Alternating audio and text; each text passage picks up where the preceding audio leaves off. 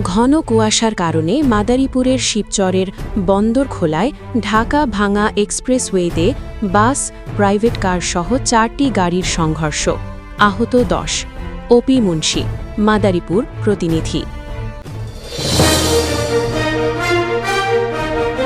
আকাশ Bangla news 24.com। 4টি যানবাহনের মধ্যে সংঘর্ষ হয়।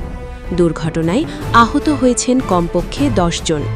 শুক্রবার 2 জানুয়ারি ভোর আনুমানিক 6টার দিকে এই দুর্ঘটনাটি ঘটে।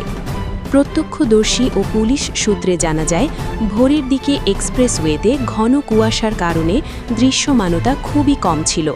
এ সময় দ্রুতগতির একটি বাস সামনে থাকা একটি প্রাইভেট কারকে সজোরে ধাক্কা দিলে পরপর আরও 2টি গাড়ি এতে জড়িয়ে পড়ে।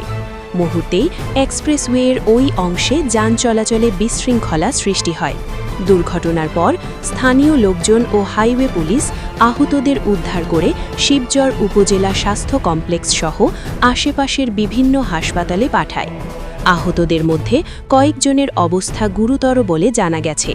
খবর পেয়ে হাইওয়ে পুলিশ ও ফায়ার সার্ভিসের সদস্যরা ঘটনাস্থলে পৌঁছে দুর্ঘটনা কবলিত যানবাহন সরিয়ে নেয় এবং যান চলাচল স্বাভাবিক করে।